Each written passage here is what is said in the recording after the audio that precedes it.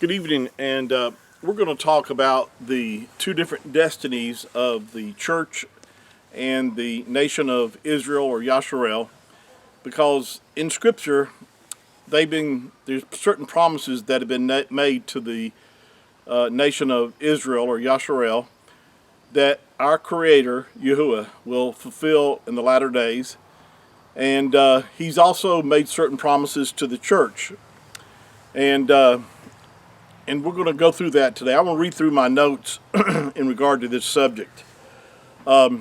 Israel was given a homeland on earth with geographic boundaries as an everlasting possession. And you'll find this in Genesis chapter 15, verses 18 through 21. The millennial kingdom on earth is all about Israel. And that's why we have to look to the Old Testament or the Tanakh for descriptions of life on earth during that time. Now you'll find passages like Isaiah chapter 2 verses 2 through 5, also the whole chapter of Isaiah 35, Isaiah 65 verses 17 through 25. Also you'll find Ezekiel chapter 40 chapter 40 through chapter 48, and Micah, the book of Micah chapter 4 verses 1 through 8. All these verses tell of an Israel restored to a position of preeminence among the nations of the earth, and of the promised land turned into a rich garden paradise where Yahuwah himself will once again dwell among his chosen people forever, just like he promised in Ezekiel chapter 43 verse 7. Now that's the destiny of the nation of Yasharel in Israel. But the church has no home on earth. Our citizenship is in heaven, as the Apostle Paul wrote about in Philippians chapter 3, verse 20. And our millennial home is the New Jerusalem, an enormous entity that's too large to fit on the earth. But it will be located in earth proximity. You'll find that in Revelation chapter 21. John describing it coming down out of heaven after the second coming, as beautiful as a bride on her wedding day. The city is nearly 1,400 miles in length, width, and height, and it will be 2/3 the size of the moon, and made of the purest gold and precious gems. This is the place Yahusha has been preparing for us, and to which he will take us so that we might also be where he is. He said, if it weren't so, I would have told you so. That's found in the Gospel of John chapter 14, verses 2 and 3.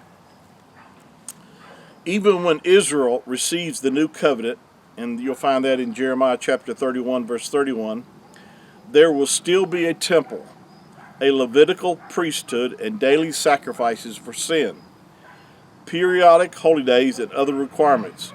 And you'll find this in Ezekiel chapter 40 through chapter 46.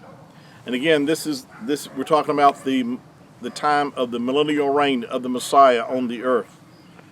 In the New Jerusalem, there will be no temple. You'll find this in Revelation chapter 21, verse 22.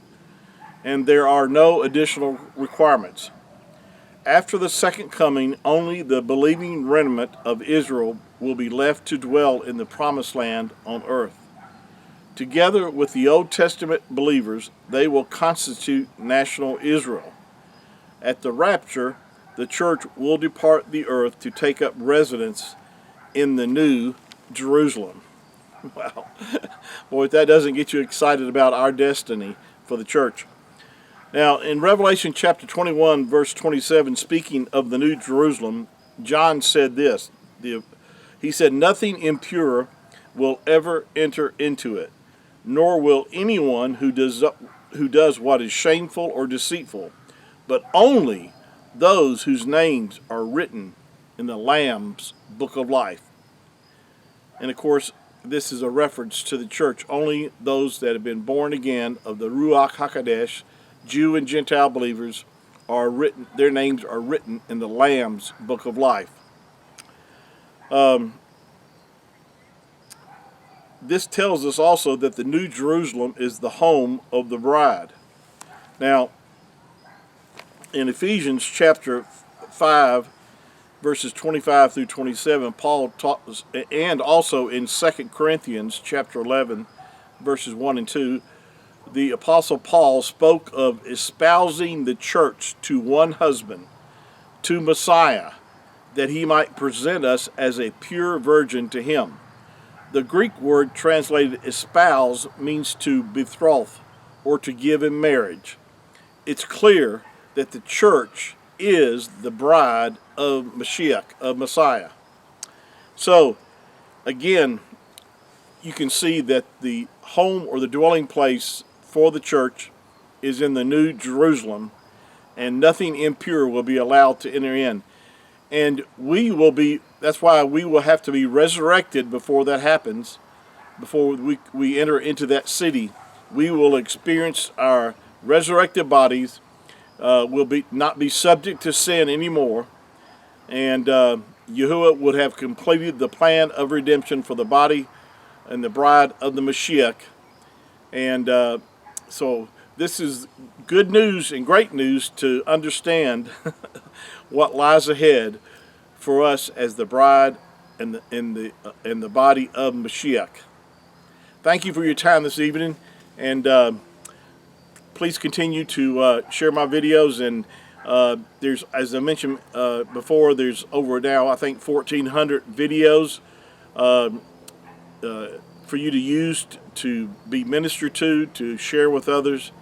And there are other topics besides the rapture that I've taught on until I'm released to get into some other areas. We're just going to continue along this line.